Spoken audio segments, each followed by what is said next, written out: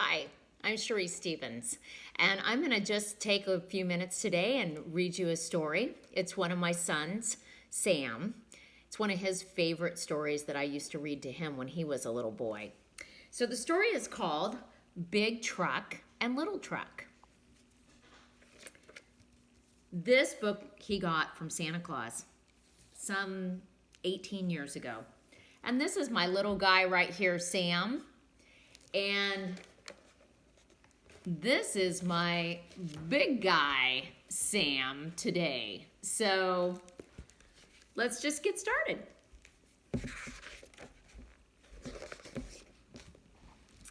I'll show you the pictures as I read. Big Truck and Little Truck worked on Farley's farm.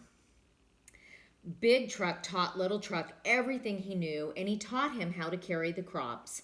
He taught him how to cart equipment, and he even taught him how to help Big Fred Farley and Little Fred Farley stake scarecrows in their fields.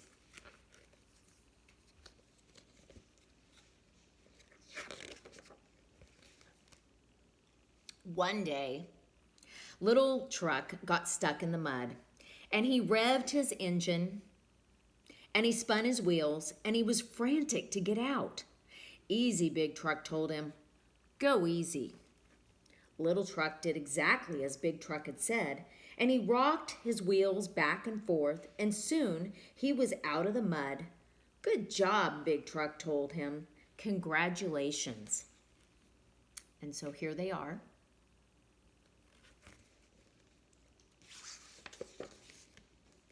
The next day was market day, and Little Truck had never gone to market before.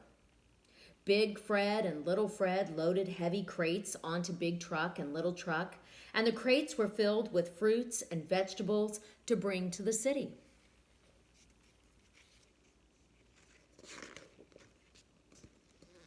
On the highway, Little Truck saw all sorts of traffic.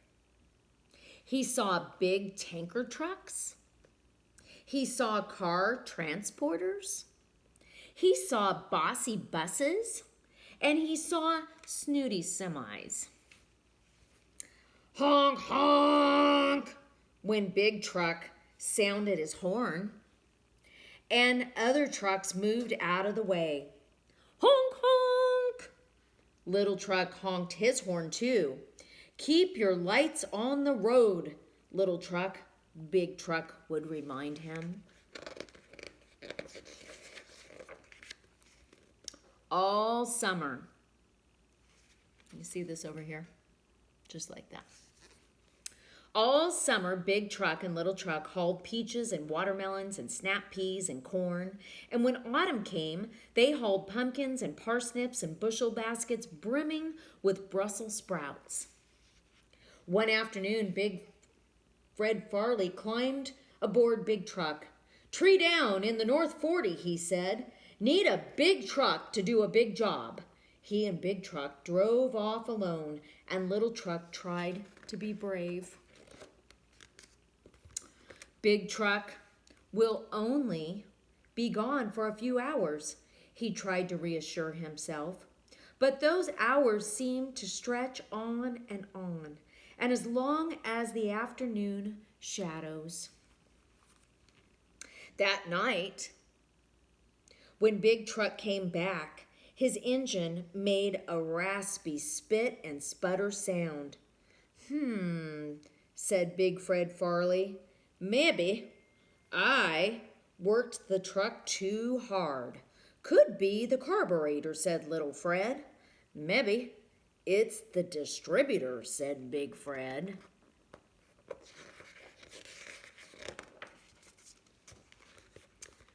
Well, the next morning,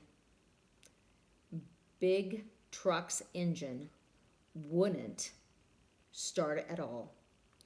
Big Fred Farley clamped a set of cables to Little Truck and fastened the other end to the Big Truck. Electricity jumped through the cables, and still Big Truck's engine was quiet. Guess I'll have to call the tow, said Big Fred Farley. The tow, Little Truck didn't want Big Truck to go away again. I'll be back soon, Big Truck assured him. Just remember the things that I taught you.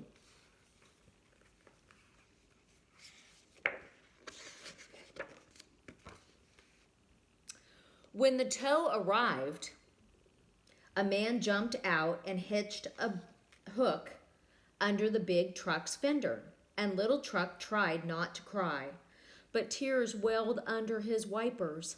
There, there, Sonny, said the tow truck. Don't go rusting your lights.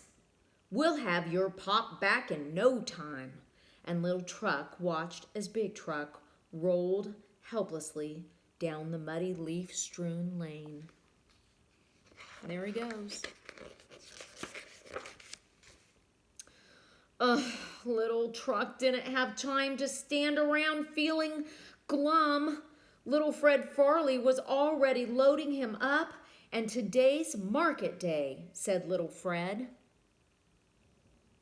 With Big Truck gone, you'll have to haul twice as much. Market? Little Truck had never gone to the big city by himself. Big Truck had always been there to tell him what to do. The day was drizzly, and the traffic on the road to the big city was heavy. Big, bullying trucks barreled down the highway, thundering in and out of the lanes, and they cut right in front of Little Truck. Honk, honk, cried Little Truck. But the other trucks paid no attention, and Little Truck tried to remember what Big Truck had taught him. Keep your lights on the road, he chanted. Keep your lights on the road. When they got to the market, Little Fred hopped up onto Little Truck's tailgate. Little Truck groaned under the weight. He'd carried such a heavy load.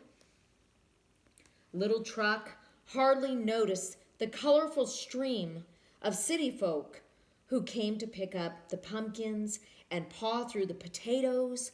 The market didn't seem like much fun without Big Truck.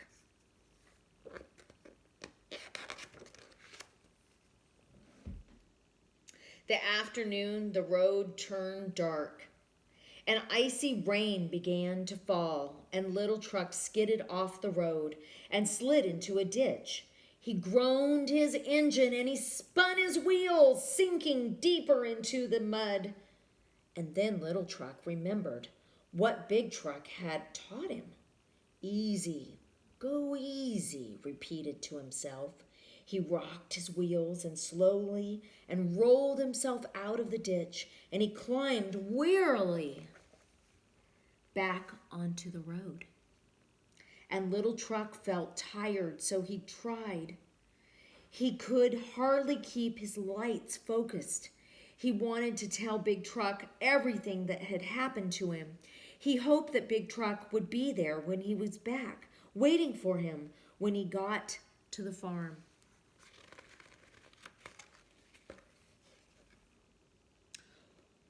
But when he got home, the drive was still empty, and Little Fred Farley hopped out of the cab.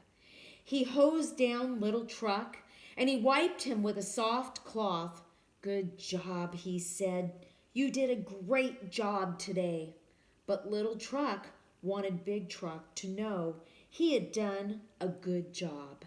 He started down the road that led to the farm. Where would Big Truck come home? The next day, Little Truck worked in the fields and from dawn until dusk. And the day after that, he carted in the cabbage crop. On the way back to the barn, Little Fred Farley pulled over to talk to Big Fred. Any news on Big Truck? Asked Little Fred. Another day at the shop, Big Fred answered. Little truck's engine raced excitedly. One more day, only one more day.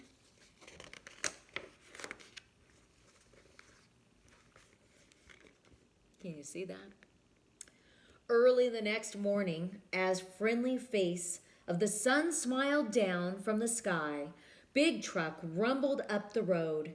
His engine sounded strong and sturdy. He even had a bright new paint job. Little Truck had so much to tell him. The words all spilled out quickly.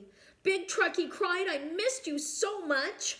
But I rode to the market all by myself, and on the way back I fell into a ditch, and I had to rock my wheels to get out, and I knew you could do it, said Big Truck.